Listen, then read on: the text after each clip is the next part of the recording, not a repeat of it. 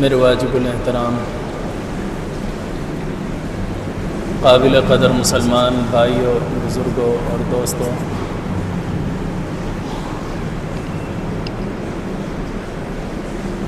ہمارے مذہب اسلام کی تاریخ ساری قربانیوں سے بھری ہوئی ہے۔ حق کی خاطر، اعلاء کلمت اللہ کی خاطر ہر قسم کی قربانی پیش کی گئی۔ کہیں اللہ کی راہ میں دشمنوں کے ساتھ لڑتے ہوئے اپنی جان کی قربانی پیش کی گئی، کہیں اشاعت اور نشریات اسلام کے لیے اپنے مال کی قربانی پیش کی گئی، کہیں ایمان اور عقیدے کے لیے اپنے رشتہ داروں اور اپنے اقارب کی قربانی پیش کی گئی، اور کہیں اپنی عزت اور شہرت کی قربانی پیش کی گئی۔ غرضے کے صحابہ اکرام کی اگر ہم زندگی دیکھیں تو ہر قسم کی قربانی دینے والے صحابہ موجود ہیں۔ بہت ساروں نے اپنی جان پیش کی، بہت ساروں نے اپنا مال پیش کیا، اور بہت ساروں نے اپنے خاندانوں کی قربانی دی، سب کچھ چھوڑ کر اللہ کے رسول کے لیے آ گئے ہجرت کر کے، اور بہت ساروں نے اپنا عہدہ، اپنا منصب، اپنی عزت، اپنی سرداری سب کچھ چھوڑ کر اللہ اور اللہ کے رسول کے لیے نکل کھڑے ہوئے۔ غرضے کہ اگر اسلام کی تاریخ دیکھی جائے تو ساری قربانیوں سے بھری ہوئی ہے۔ قربانی لفظ قرب سے بنا ہے۔ قرب کا معنی کیا ہے؟ اللہ کے قریب ہونا۔ جو جتنی زیادہ قربانی پیش کرتا ہے وہ اتنا زیادہ اللہ کے قریب ہوا کرتا ہے۔ اس کائنات میں اگر سب سے زیادہ کسی نے قربانیاں پیش کی ہیں تو وہ انبیاء اکرام ہیں، جن کی زندگی ساری کی ساری قربانیوں سے بھری ہوئی ہے۔ پھر ان انبیاء اکرام میں سب سے زیادہ جس نے قربانیاں دی ہیں وہ ہمارے آقا حضرت محمد مصطفیٰ صلی اللہ علیہ وسلم ہیں۔ بچپن سے لے کر دنیا میں تشریف فرما ہونے تک ساری زندگی قربانیاں ہی قربانیاں۔ جتنی تکلیفیں ہمارے نبی نے برداشت کی، اتنے اور انبیاء اکرام نے اتنی تکلیفیں برداشت نہیں کی۔ پھر انبیاء کے بعد جس نے سب سے زیادہ اللہ کے لیے قربانیاں پیش کی وہ صحابہ کا طبقہ ہے، جنہوں نے بے دریغ اپنی قربانیاں اللہ کے حضور پیش کی، اور ہر قسم کی قربانی پیش کی، بغیر چوں چرا کے انہوں نے قربانی پیش کی۔ تو معلوم ہوا جو جتنا زیادہ اللہ کا مقرب ہوتا ہے وہ قربت اس کو قربانیوں کی وجہ سے ملتی ہے۔ یہی فلسفہ ہمیں قرآن مجید میں اللہ تعالیٰ نے قربانی کا بیان کیا ہے، جو ہم جانور کی قربانی کر رہے ہوتے ہیں۔ اللہ تعالیٰ نے حضرت ابراہیم علیہ السلام کا واقعہ قرآن مجید میں ہمیں بتلایا کہ جن کی ساری زندگی قربانیوں سے بھری ہوئی، یہاں تک کہ پھر اللہ تعالیٰ نے اور زیادہ اپنا قرب عطا کرنے کے لیے ایک حکم یہ بھی دیا کہ قربانی پیش کر۔ ابراہیم علیہ السلام نے پہلے یہ خواب دیکھا تھا کہ اللہ کا حکم ہے، اللہ کہتا ہے سب سے زیادہ قیمتی چیز میری راہ میں قربان کر۔ ابراہیم علیہ السلام نے صبح اٹھ کر اونٹوں کی قطار در قطار ذبح کر ڈالے، اللہ تیرے نام پہ قربان۔ اللہ تعالیٰ نے فرمایا ابھی امتحان مکمل نہیں ہوا، اس سے بھی اچھی چیز قربان کر۔ ابراہیم علیہ السلام نے اس زمانے میں گھوڑے کی قربانی جائز تھی، گھوڑوں کے گھوڑے قربان کر دیے۔ اللہ تعالیٰ نے فرمایا ابھی امتحان مکمل نہیں ہوا، تو ابراہیم علیہ السلام سوچ میں پڑ گئے میرے پاس قیمتی چیز کون سی ہو سکتی ہے۔ پھر خود ہی سوچ میں آیا کہ 80-82 سال کی عمر میں اللہ نے ایک بیٹا عطا کیا ہے جو مجھے اپنی جان سے بھی زیادہ محبوب ہے، شاید اسی طرف اشارہ ہے۔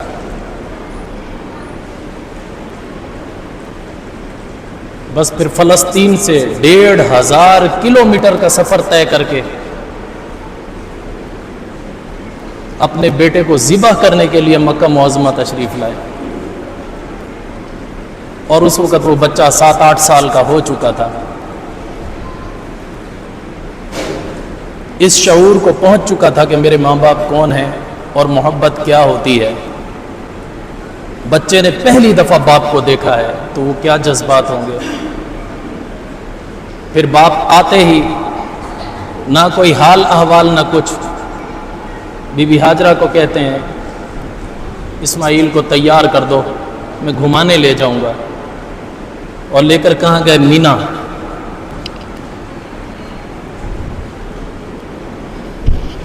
دو پہاڑوں کی گھاٹی میں جا کر بیٹے کو کھڑا کیا، کہا انی ارا فی المنام انی اذبحک، بیٹا میں نے خواب دیکھا ہے، انی اذبحک، میں تجھے ذبح کر رہا ہوں. فانظر ماذا تری، تو بتا تیری رائے کیا ہے. یہ جو جواب ہے اور ابراہیم علیہ السلام کا خواب ہے، یہ ان لبرل لوگوں کے لیے جواب ہے جو کہتے ہیں کہ قربانی میں بے جا پیسہ خرچ کرنے سے کیا ملتا ہے، وہی فلاحی کاموں میں خرچ کر دیا جائے. آج کل لبرل قسم کے لوگ ہیں، سوشل میڈیا پر بڑا ہنگامہ مچایا ہوا ہے. قربانی پر اتنے جانوروں کی قربانی پیش کرتے ہیں، اتنا پیسہ ضائع کر دیتے ہیں، وہی رفاہی کاموں میں لگایا جائے، غریبوں کی مدد کی جائے، فلاں کیا جائے، فلاں کیا جائے. اتفاق کی بات ہے، ان کو صرف جب بھی کوئی اسلامی حکم آگے آتا ہے تب ان کو غریبوں کی غربت یاد آتی ہے. جب اپنا نیو ایئر منا رہے ہوتے ہیں اس وقت ان کو یاد نہیں ہوتی. ہر سال جب اپنی سالگرہیں منا رہے ہوتے ہیں اس وقت ان کو غریبوں کی غربت یاد نہیں ہوتی. اپنی شادی بیاہ میں جو ہندوانہ رسموں پر اتنا خرچ کر رہے ہوتے ہیں اس میں ان کو غریبوں کی غربت یاد نہیں ہوتی. یہ کب ہیضہ چڑھتا ہے؟ جب قربانی کے دن نزدیک آ جائیں یا حج کے دن نزدیک آ جائیں، پھر ان کو بہت غریبوں کا ہیضہ اٹھنے لگتا ہے. غریبوں کے لیے فلاں کام کر دیا جائے، اس پیسے سے فلاں کر دیا جائے. نہیں، اللہ نے جس چیز کا حکم دیا وہ کرنے سے ہی اس چیز کا اجر اور ثواب ملا کرتا ہے، اس کا متبادل کرنے سے نہیں ملے گا. دیکھو اللہ تعالیٰ قرآن مجید میں کہتا ہے اقیم الصلاۃ لذکری، میرے ذکر کے لیے تم نماز قائم کرو. نماز کی علت کیا بتلائی ہے اللہ تعالیٰ نے؟ ذکر کرنا. تو کیا ضرورت ہے اس کے لیے وضو کرے بندہ، ٹھنڈے گرم پانی کی تلاش میں ہو، پھر آ کر سجدے کرے، رکوع سجدے کرے، بیٹھنے کی کھڑے ہونے کی طاقت نہیں، کرسیاں رکھ رکھ کے نمازیں پڑھے. کیا ضرورت ہے اتنے جتن کرنے کی؟ ڈائریکٹ آئے مسجد میں آ کے بیٹھ کے اللہ اللہ اللہ اللہ کر کے اٹھ کے چلا جائے. ذکر تو ہو گیا نا، نماز کا مقصد حاصل ہو گیا نہیں ہوا؟ عقل تو یہی کہتی ہے ہو گیا، لیکن اللہ کہتا ہے نہیں، اقیم الصلاۃ لذکری، میرے ذکر کے لیے نماز کو قائم کرو، پھر میں سمجھوں گا ہاں میرا ذکر ہوا ہے.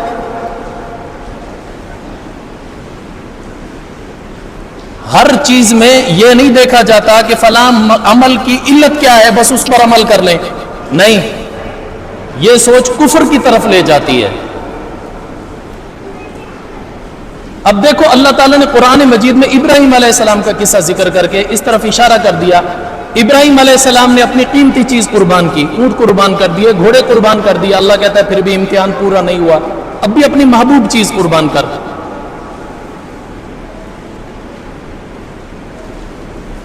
اور ابراہیم علیہ السلام نے لبرل لوگوں کے لیے یہ جواب چھوڑا. اللہ تعالیٰ کو یہ نہیں کہا یا اللہ میرے بیٹے کا کیا قصور ہے میں اس کو جا کر قتل کروں، تو نے میری قربت ہی لینی اور بہت سارے راستے ہیں، کسی اور ذریعے سے لے لے. نہیں کہا. فلسطین سے چھری بغل میں لی ہے، چھپا کر آ گئے ہیں مکہ معظمہ. کس لیے؟ بیٹے کو ذبح کرنے کے لیے. اور آگے اسماعیل علیہ السلام کا جو جواب ہے وہ بھی لبرل لوگوں کے لیے جواب ہے. وہ آگے سے یہ نہیں کہتے ابا میرا کیا قصور ہے، مجھے کیوں مار رہے ہو، مجھے کیوں قتل کر رہے ہو، مجھے کیوں ذبح کر رہے ہو، خواب تمہارا ہے، تم جانو، تمہارا رب جانے. نہیں، اسماعیل علیہ السلام کا جواب بھی قرآن میں موجود ہے. یا ابتی، اے میرے پیارے ابا. ایک ہوتا ہے یا ابی، اے میرے ابا. نہیں، یا ابتی، پیارے ابا. افعل، تو کر گزر، ما تؤمر، جس کا تجھے حکم دیا گیا. ستجدنی انشاءاللہ من الصابرین، مجھے انشاءاللہ صبر کرنے والا پائے گا. اللہ اکبر. ورنہ اسماعیل علیہ السلام چاہتے کہہ سکتے تھے ابا کیا ضرورت ہے میری قربانی پیش کرنے کی، اور بھی تو بہت سارے اللہ کے قرب حاصل کرنے کے مقام ہیں. نہیں کہا. معلوم ہوا اللہ کو احراق دم محبوب ہے جانور کا خون بہانا محبوب ہے تو وہ خون ہی پیش کیا جائے گا، اس کا متبادل کوئی اور چیز نہیں ہو سکتی۔ ابراہیم علیہ السلام کا عمل اور اسماعیل علیہ السلام کا جواب، یہ دونوں یہی بات بتلاتے ہیں۔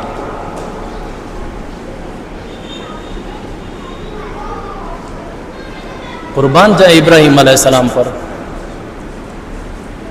اولاد کے گلے پر چھری چلانا ہم سوچ کر کانپ اٹھتے ہیں۔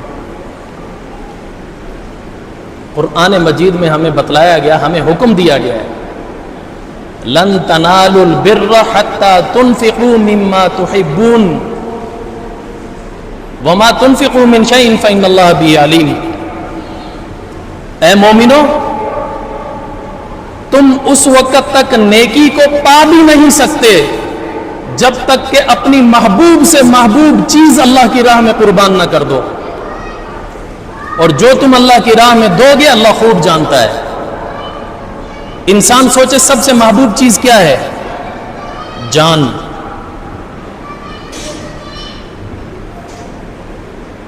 اس جان کی خاطر بندہ اپنا سارا مال کمایا ہوا صرف کر دیتا ہے، جان بچ جائے۔ معلوم ہوا جان سب سے زیادہ قیمتی ہے۔ اسماعیل علیہ السلام ایک زندہ جان تھے۔ ابراہیم علیہ السلام نے جب اللہ کا حکم آیا محبوب چیز قربان کر، تو سیدھی نظر ہی بیٹے پر گئی ہے، اس کو ذبح کرنا ہے۔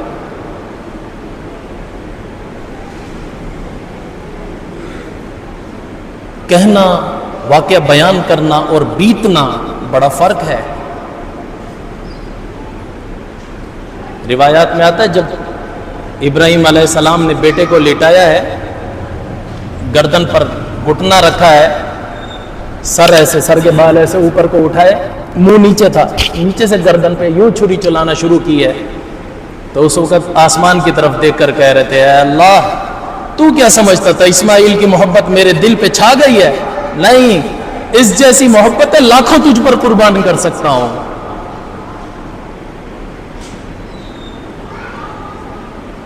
اللہ اکبر۔ حدیث شریف میں آتا ہے جب سے فرشتے پیدا ہوئے 2 دفعہ روئے ہیں، 2 دفعہ روئے ہیں۔ ایک دفعہ جب ابراہیم علیہ السلام اسماعیل علیہ السلام کے گلے پر چھری چلا رہے تھے اور یہ الفاظ کہہ رہے تھے، اے اللہ لاکھوں اسماعیل تجھ پر قربان کر سکتا ہوں۔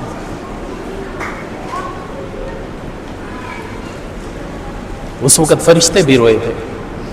اور دوسرا، جب ہمارے نبی صلی اللہ علیہ وسلم کو طائف میں پتھر مارے گئے تھے، 6 میل تک دوڑا دوڑا کر مارا گیا تھا، بالآخر ہمارے نبی عتبہ بن شیبہ کے باغ میں جا کر گرے اور بے ہوش ہو گئے، اس وقت فرشتوں کو رونا آ گیا تھا۔ اسلام قربانیوں سے بھرا ہوا ہے، بغیر قربانی کے منزل مل جائے نہیں ہو سکتا۔ اللہ یہی کہتا ہے ہمیں، سب سے محبوب چیز میری راہ میں قربان کرو۔ حدیث شریف میں اسی لیے آتا ہے طیبوا بہا نفسا، جب قربانی پیش کرو خوش دلی سے کرو، تنگ دل ہو کر نہ کیا کرو۔ بہت عظیم عمل ہے، بہت عظیم عمل ہے۔ یہ تو ہمیں شکر کرنا چاہیے، اللہ نے ہمارے لیے عمل چھوٹا رکھا، اجر بہت زیادہ رکھا۔ یہ اللہ تعالیٰ خود قرآن مجید میں بتلاتے ہیں کہ جہاں اللہ اور اللہ کے رسول کا حکم آ جائے وہاں اپنی عقل کے گھوڑے نہ دوڑاؤ، بلکہ اللہ اور اللہ کے رسول کی اطاعت کرو۔ فلا وربک لا یؤمنون حتی یحکموک فیما شجر بینہم ثم لا یجدوا فی انفسہم حرجا مما قضیت ویسلموا تسلیما۔ نبی صلی اللہ علیہ وسلم کو اللہ تعالیٰ مخاطب کر کے کہتے ہیں، اے میرے محبوب تیرے رب کی قسم، اللہ قسم کھاتا ہے، یہ ہمارے نبی کی شان ہے، تیرے رب کی قسم، اس وقت تک کوئی شخص مومن ہو ہی نہیں سکتا، ایمان والا ہو ہی نہیں سکتا جب تک کہ تیرے فیصلے کو اپنی رضا اور رغبت سے قبول نہ کر لے، چاہے وہ فیصلہ ان کے نفس پر بھاری گزر رہا ہو، چاہے وہ فیصلہ ایمان والوں کو اچھا نہ لگ رہا ہو، تب بھی اس فیصلے کو ماننا ہے۔ اور جو اللہ اللہ کے رسول کا حکم آ جائے وہاں عقلی گھوڑے نہیں دوڑانے، بلکہ کیا کرنا ہے؟ وَيُسَلِّمُوا تَسْلِيمًا، اس کو تسلیم کر لینا ہے، تب جا کے سمجھا جائے گا ابھی ایمان ہے۔ یہ کہنے کے بعد اللہ تعالیٰ کہتے ہیں ایمان والو تمہیں تو بہت ہلکے حکم دیے گئے ہیں، تم یہ کر لو، یہ کر لو، یہ کر لو، تمہیں یہ بھی بھاری لگتے ہیں، تم یہ بھی کرنے کو تیار نہیں ہوتے۔ وَلَوْ أَنَّا كَتَبْنَا عَلَيْهِمْ أَنِ اقْتُلُوا أَنفُسَكُمْ أَوِ اخْرُجُوا مِنْ دِيَارِكُمْ مَا فَعَلُوهُ إِلَّا قَلِيلٌ مِّنْهُمْ۔ اے ایمان والو، اگر میں تم پر یہ فرض کر دیتا کہ تم اپنے آپ کو قتل کرو، أَوِ اخْرُجُوا مِنْ دِيَارِكُمْ، اپنے گھر بار کو چھوڑ کر نکل پڑو، ما فعلوه، تم میں سے اکثر اس پر عمل نہ کرتے، الا قلیل منہم، سوائے چند لوگوں کے۔ یہ شکر کرو اللہ نے ایسے سخت حکم نہیں دیا، ہمیں کہیں پہ بھی یہ نہیں کہا خودکشی کرو، کہیں نہیں کہا، یہ اللہ کا کرم ہے۔ ورنہ موسیٰ علیہ السلام کی قوم کو دیکھ لو، انہوں نے ایک شرک کا گناہ کر لیا تھا، اللہ تعالیٰ نے کیا فرمایا تھا؟ اقتلوا انفسکم فتاب علیکم، تمہاری توبہ ایک ہی صورت میں قبول ہوگی، اپنے آپ کو قتل کے لیے پیش کرو، اپنے آپ کو قتل کرو پھر تمہاری توبہ قبول ہوگی۔ ہم یہ تو کہتے ہیں بنی اسرائیل بڑے ڈھیٹ تھے، وہ ایسے تھے، وہ ایسے تھے، لیکن یہ ادا اللہ کو ان کی ایسی اچھی لگی، اللہ نے قرآن بنایا ہے، انہوں نے کہا ٹھیک ہے اگر ہماری توبہ ایسے ہی قبول ہونی ہے ہم قتل ہونے کے لیے تیار ہیں۔ ایک دن میں 70,000 بنی اسرائیلیوں نے اپنے آپ کو قتل کے لیے پیش کیا تو قتل ہوئے۔ موسیٰ علیہ السلام، ہارون علیہ السلام تلوار چلاتے جا رہے تھے، ان کو قتل کرتے جا رہے تھے۔ جب شام ہو گئی، اندھیرا چھانے لگا، پھر ہاتھ روک لیا، بقایا جو بچ گئے ان کو صبح کو قتل کریں گے۔ جو رات ہوئی ہے اس رات میں موسیٰ علیہ السلام گڑ گڑائے ہیں اللہ کے سامنے، یا اللہ تو نے ایسے ہی قتل کرا کر ہی مروانا تھا تو فرعون کے ہاتھوں مروا دیتا، کیا ضرورت تھی ہمیں فرعون سے بچا کر یہاں لانے کی؟ چند بے وقوفوں کے جرم کی وجہ سے سب کو تو سزا نہ دے۔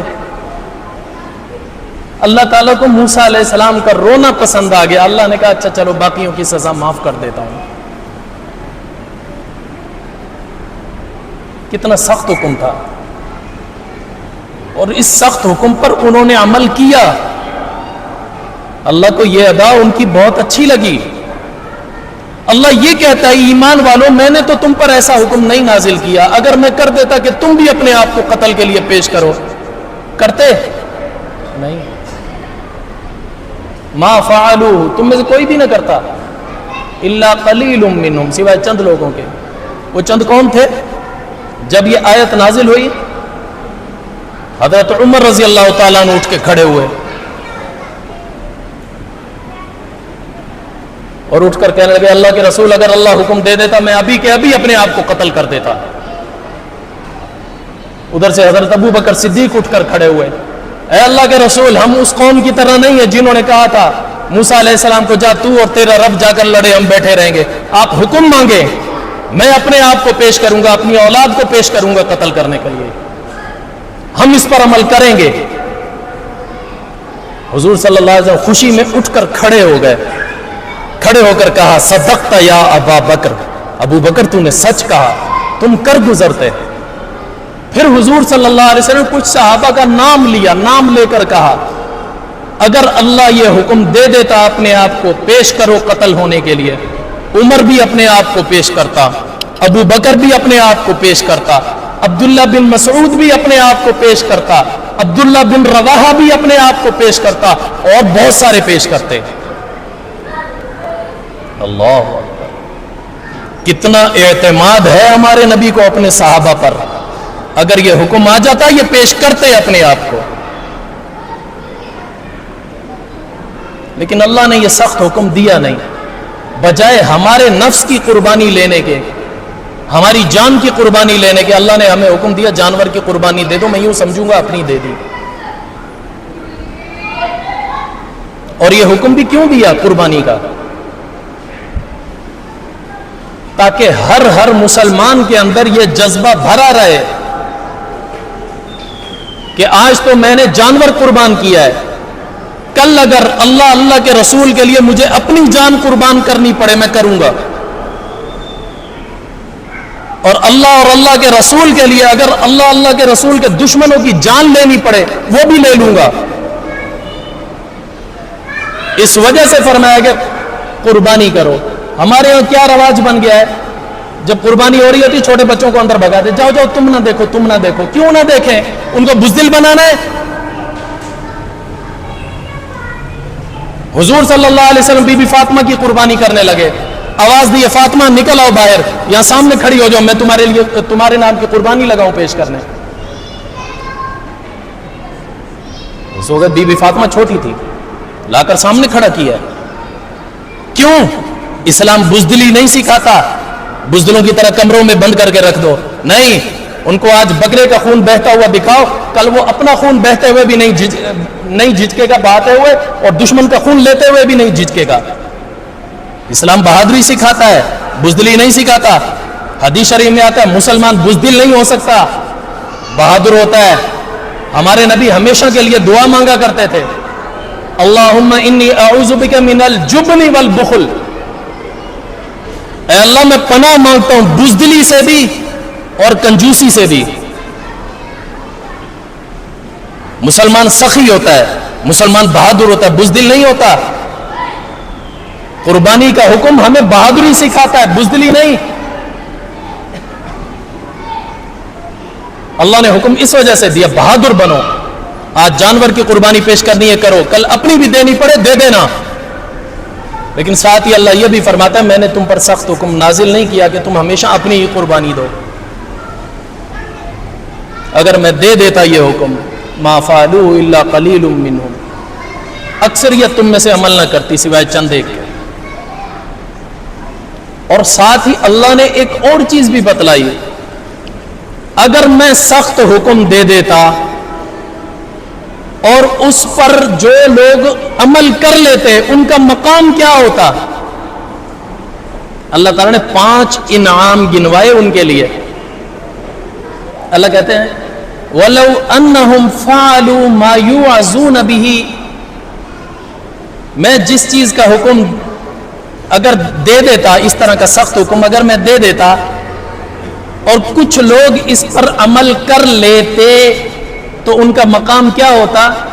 لَكَانَ خَيْرًا لَهُمْ، یہ ان کے لیے بھلائی بن جاتا.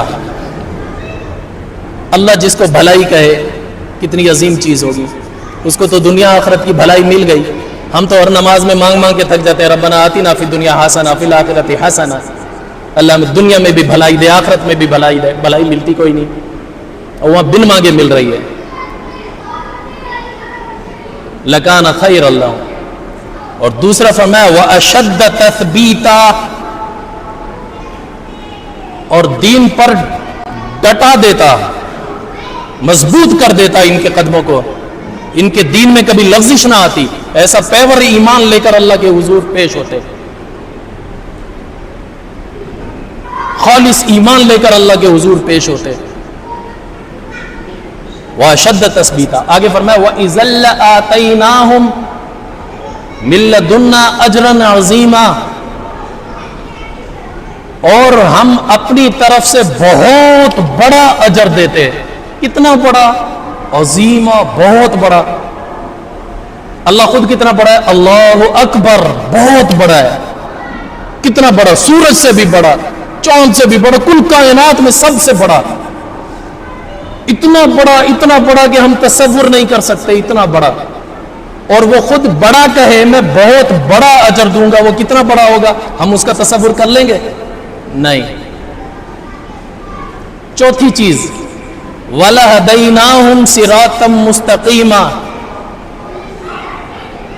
ان کو وہ صراط مستقیم بھی دے دیتا جس کا یہ ہر نماز میں سوال کر رہے ہوتے ہیں، اہدنا الصراط المستقیم، یا اللہ ہمیں صراط مستقیم دے، وہ بھی ان کو دے دیتا۔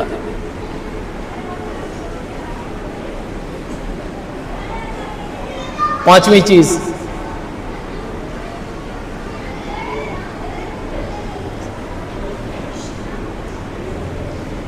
جس کا تم ہر نماز میں اللہ سے سوال کر رہے ہوتے ہو، الذین انعمت علیہم غیر المغضوب علیہم ولا الضالین، اے اللہ ان لوگوں کی راہ پر چلا ہمیں، ان کی رفاقت نصیب کر جن پر تو نے انعام کیا ہے۔ اللہ کہتا ہے وَمَن يُطِعِ اللَّهَ وَالرَّسُولَ فَأُولَٰئِكَ مَعَ الَّذِينَ أَنْعَمَ اللَّهُ عَلَيْهِمْ، جو ان باتوں پر عمل کر لیتا اللہ کے رسول کی باتوں پر، اس کو میں ان لوگوں کے ساتھ اس کا حشر نشر کر دیتا۔ کن کے ساتھ؟ جن پر میں نے انعام کیا ہے، جن کا تم سوال کرتے ہو۔ جن پر انعام کیا ہے وہ کون لوگ ہیں؟ من النبیین، وہ نبی ہیں، والصدیقین، وہ صدیقین ہیں، والشہداء، وہ شہید لوگ ہیں، والصالحین، وہ امت کے نیک لوگ ہیں، اور ساتھ ہی اللہ تعالیٰ فرماتے ہیں وَحَسُنَ أُولَٰئِكَ رَفِيقًا، ان کی رفاقت مل جانا بہت بڑا کمال ہے۔ اللہ کہتا ہے میں نے سخت حکم دیا نہیں، اگر دیتا کوئی عمل کر لیتا تو یہ مقام پا لیتا، میں نے سخت حکم نہیں دیا۔ جان کی قربانی کا کہا تھا، جب تمہارے اندر سستی دیکھی جانور کی قربانی کا حکم دے دیا، یہی دے دو۔ اس میں بھی کوئی بخل سے کام لے، اس میں بھی کنجوسی سے کام لے، پھر اپنے ایمان کی خیر منائے۔ ہم میں سے کتنے لوگ ہیں جو باوجود صاحب نصاب ہونے کے اپنے آپ کو غریب سمجھ کر کہتے ہیں میرے اوپر تو قربانی واجب نہیں ہے، اپنے دل کو خود ہی مطمئن کیے ہوئے۔ کیوں اتنے غریب ہو گئے کہ تمہارے پاس ایک ٹائم کا بھی کھانا نہیں ہے؟ ہمارے زمانے کا غریب سے غریب ایک ٹائم ضرور کھانا کھاتا ہے نا؟ نبی صلی اللہ علیہ وسلم کی زندگی کو دیکھو، حضرت عائشہ فرماتی ہیں میری زندگی میں حضور کے گھر میں میں نے کوئی دن ایسے نہیں دیکھے کہ 3 دن مسلسل ہم نے کھانا کھایا ہو۔ ایک دن کھانا ہوتا تھا، 3 دن فاقے ہوتے تھے۔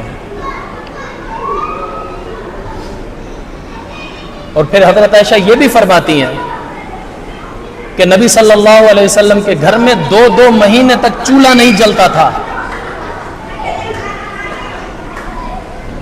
ان سے بڑا کوئی غریب ہوگا؟ 2 مہینے تک چولہا نہیں جلتا تھا۔ حضرت عائشہ فرماتی ہیں حضرت عروہ بن زبیر نے پوچھا کہ خالہ جان پھر آپ گزارا کیسے کرتی تھی؟ حضرت عروہ حضرت عائشہ کے بھانجے ہیں، اپنے بھانجے کو بتلا رہی تھی بیٹا 2 مہینے تک ہمارے گھر چولہا نہیں جلتا تھا۔ کہنے لگا اما جان پھر آپ کا گزارا کیسے ہوتا تھا؟ کہنے لگی 2 کالوں پر، 2 کالی چیزوں پر ہمارا گزارا ہوتا تھا۔ 2 کالے کس کو کہا گیا؟ پانی اور کھجور۔ حیران ہوں گے کالا، پانی کا اوریجنل کلر کیا ہے؟ سائنس کیا کہتی ہے؟ ایویں ہی ہو، میں نے تقریباً شاید 8ویں 9ویں کی کلاس میں شاید یہ پڑھا تھا، پانی کا اوریجنل کلر بلیک ہے، کالا ہے۔ پیٹرول کا اوریجنل کلر کیا ہے؟ نہیں، سفید نہیں ہے، پنک۔ پھر جب اس کی فلٹریشن ہوتی ہے اس میں اس کلر کو ختم کیا جاتا ہے، پھر ہر کمپنی اپنی مرضی کا کلر ایڈ کرتی ہے، کوئی گرین کر لیتے ہیں، کوئی پنک کر لیتے ہیں، کوئی یلو کر لیتے ہیں۔ اصل کلر پیٹرول کا پنک ہے۔ ہوا کا کلر کیا ہے؟ یہ جو پنکھے سے ہوا کھا رہے ہو کیا کلر ہے؟ یار میں نئی بات تو نہیں پوچھ رہا، وہی ہے نا جو اسکولوں میں آپ نے بھی پڑھی، میں نے بھی پڑھی ہے، گرین، ہرا۔ ہوا کا رنگ ہرا ہے، حضرت عائشہ نے 1450 سال پہلے یہ سائنس بتلا دی ہے پانی کا رنگ بلیک ہے، اور سائنس آج تحقیق کر رہی ہے۔ حضرت عائشہ کہتی ہیں ہمارا 2 کالی چیزوں پر گزارا ہوتا تھا، پانی کو بھی کالا کہا۔ لوگ کہتے ہیں اس زمانے میں ترقی نہیں تھی، تم اس زمانے میں اس کا کلر ڈھونڈ کر بتا رہے ہو، حضرت عائشہ 1400 سال پہلے بتلا رہی ہے۔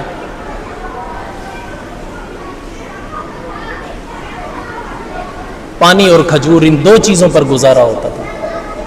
کتنی غربت ہو گئی۔ اچھا ایک اور سنو، جنگ خندق کے موقع پر ایک صحابی آیا، یا رسول اللہ دیکھو بھوک کی وجہ سے قمیض اٹھایا، پتھر بندھا ہوا۔ پتھر کیوں؟ تاکہ معدے پر وزن پڑا رہے، ورنہ اتڑیوں میں کھچاؤ پیدا ہوگا تو جھک جاتا ہے انسان بھوک کی وجہ سے۔ کوئی وزن والی چیز یہاں رکھ لو تو ایک آسرا ہوتا ہے، ہاں پیٹ بھرا ہوا ہے۔ صحابی نے آ کر دکھایا، دیکھو ایک پتھر بندھا ہوا ہے، بھوک کی وجہ سے یہ عالم ہو گیا۔ حضور نے جب اپنی قمیض اٹھائی تو 2 پتھر بندھے ہوئے تھے۔ میں پوچھتا ہوں کیا ہم حضور سے زیادہ غریب ہو گئے؟ اس کے باوجود اتنے غریب ہونے کے باوجود، اچھا حضور صلی اللہ علیہ وسلم پر ساری زندگی قربانی واجب نہیں ہوئی، کیوں؟ حضور اتنے غریب تھے صاحب نصاب ہوا ہی نہیں کسی سال۔ یہ نہیں کہ پیسہ نہیں آتا تھا، ہم سے زیادہ آتا تھا، لیکن جیسے آتا فوراً اللہ کی راہ میں خرچ کر دیتے، اپنے پاس اتنا بچاتے ہی نہیں تھے جس سے صاحب نصاب بن سکیں۔ حضور پر ساری زندگی قربانی واجب نہیں تھی، اس کے باوجود دیکھو سب کی توجہ کرسی کی طرف ہے، وہ قیمتی چیز ہے۔ اور اللہ کے بندو یہ کرسی والے کی ہے، اسی کو جچتی ہے۔ سیاستدان تو ایک دوسرے کے لیے کرسی کے لیے لڑ رہے ہیں، آپ تو ادھر نظریں نہ للچاؤ نا، وہ کرسی انہی کو ملے گی جو اس کے لیے مرتے ہیں۔ ادھر توجہ کرو۔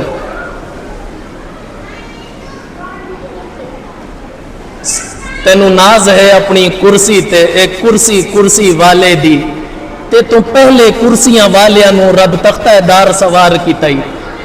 نہیں سمجھے؟ بڑے بڑے بادشاہ جو کرسیوں پر بیٹھا کرتے تھے، کتنوں کو پھانسی لگی ہے؟ تختہ دار پر چڑھے نہیں چڑھے؟ یہ کرسی اسی کو جچتی ہے یار، کرسی کی لالچ نہیں رکھا کرو۔ میں پتہ نہیں کیا بات کر رہا ہوں، ذہن سے ہی نکال دی یار۔ اے حال ہے۔ ہاں حضور صلی اللہ علیہ وسلم کی غربت کی بات کر رہا تھا۔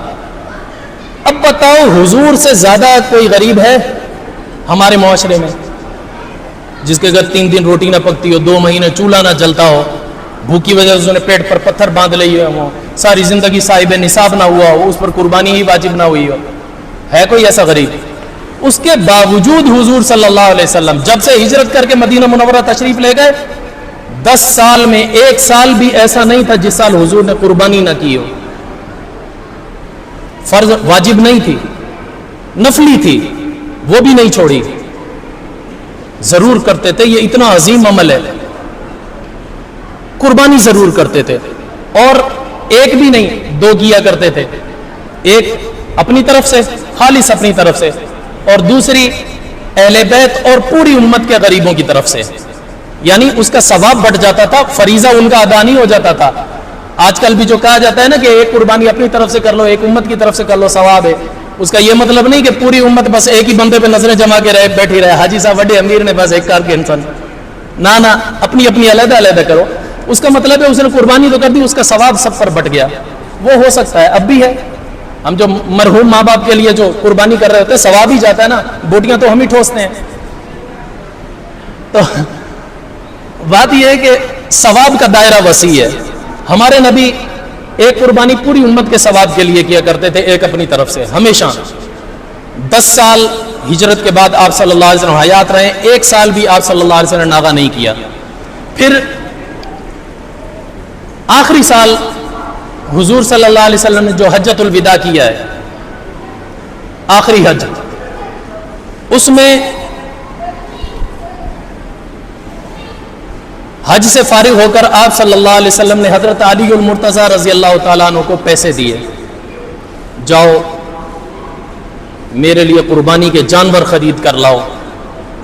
حضرت علی رضی اللہ تعالیٰ عنہ 100 اونٹ خرید کر لائے ہیں،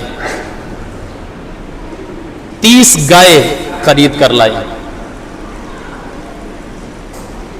100 اونٹ 30 گائے خرید کر لائے قربانی کے لیے، جن میں سے 63 اونٹوں کو آپ صلی اللہ علیہ وسلم نے علیحدہ کیا، باقی 37 کو علیحدہ کر دیا۔ جو 63 تھے ان کو حضور صلی اللہ علیہ وسلم نے اپنے ہاتھ میں برچھی لے کر سب کا نہر کیا، سب کی قربانی خود کی۔ باقی جو بچ گئے ایسے برچھا پھینک دیا، حضرت علی کو کہا تم کرو، حضرت علی نے وہ برچھا اٹھا کر باقیوں کی قربانی کی۔ حضور صلی اللہ علیہ وسلم کی عمر تھی 63 سال، آپ صلی اللہ علیہ وسلم ہر سال کے بدلے میں 1 اونٹ قربانی پیش کی اور اپنے ہاتھ سے کی۔ باقی قربانیاں آل نبی کے نام کی تھی اور دوسروں کی تھی، صحابہ کی بھی تھی، وہ باقی اونٹوں میں ان کی ہوئی۔ جو 30 گائے تھی وہ خالصتاً اپنی ازواج مطہرات کی قربانیاں کی گئی، حضور صلی اللہ علیہ وسلم اپنی بیویوں کی طرف سے قربانی کی۔ میں کہتا ہوں ٹوٹل کتنی قربانیاں ہو گئی؟ 1 اونٹ میں کتنے شریک ہوتے ہیں؟ 7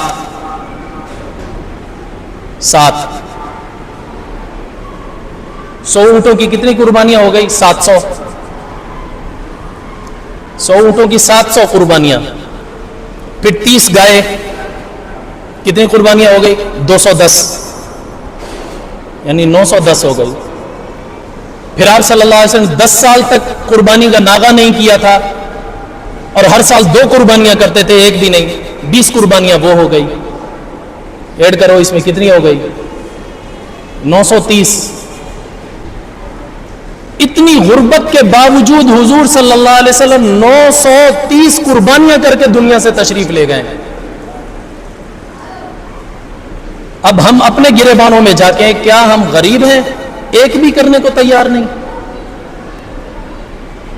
یہ سوچنے کی بات ہے، یہ سوچنے کی بات ہے۔ پھر دوسری بات،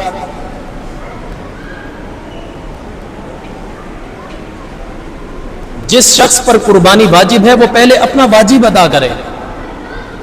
ہمارے ہاں یہ غلط طریقہ چل گیا ہے کہ اس سال اس کے نام کی ہو گئی، اگلے سال اس کے نام کی، اس سے اگلے سال اس کے نام کی۔ نہیں بھائی، جو صاحب نصاب ہے وہ ہر سال اپنی قربانی کرے گا۔ اس کے علاوہ گھر میں جتنے بھی افراد صاحب نصاب ہیں، چاہے وہ بیٹیاں ہوں یا بیٹے ہوں، بہویں ہوں یا بہنیں ہوں، جو بھی صاحب نصاب ہے، ہر ایک کی قربانی علیحدہ علیحدہ واجب ہوگی۔ آج کل جوائنٹ فیملی سسٹم ہے، بہویں بھی ساری ساتھ رہ رہی ہوتی ہیں لیکن پھر بھی ایک قربانی ہو رہی ہوتی ہے۔ کیوں؟ کیا بہوؤں کو حق مہر میں یا جہیز میں اتنا سونا چاندی نہیں ملا کہ وہ صاحب نصاب ہو سکیں؟ ان کے اوپر علیحدہ قربانی واجب ہے، اس طرف کسی کا دھیان ہی نہیں جاتا۔ پہلے اپنا واجب ادا کرو، جن جن پر واجب ہے اپنا واجب ادا، پھر گنجائش ہو تو دوسروں کے نام کی، مرحوم والدین کی کر لو، حضور صلی اللہ علیہ وسلم کے نام کی کرو، کرنی چاہیے، لیکن پہلے اپنا واجب ادا کرو۔ میں انکار نہیں کرتا دوسری قربانیوں کو، کرنی چاہیے، فضیلت کا کام ہے، بہت بڑا اجر و ثواب کا کام ہے۔ حضرت آدم علیہ السلام کے نام پر کی جائے، حضور صلی اللہ علیہ وسلم کے نام پر کی جائے، بہت بڑا اجر ہے، بہت بڑا ثواب ہے اس کا۔ حضرت علی المرتضیٰ رضی اللہ تعالیٰ عنہ ہر سال 2 قربانیاں پیش کیا کرتے تھے۔ ایک مرتبہ 2 دمبے ذبح کرنے لگے تو ایک صحابی آئے، مجھے نام بھول گیا، یا حضرت احنف بن قیس تھے یا حضرت خنش رضی اللہ تعالیٰ عنہ تھے۔ انہوں نے کہا امیر المومنین یہ کیا، قربانی تو ایک ہوتی ہے؟ فرمایا ہاں ایک ہی ہوتی ہے، لیکن مجھے حضور صلی اللہ علیہ وسلم نے وصیت کی تھی، علی جب تک تو حیات ہے میرے نام پر ہر سال قربانی کرنا، ایک قربانی میری ہے، ایک حضور صلی اللہ علیہ وسلم کی ہے۔ کرنی چاہیے، بہت بڑا اجر ہے۔ ایک میں حیرت کی بات بتاؤں، تعجب کی بات ہے بھی ہمارے کام کی۔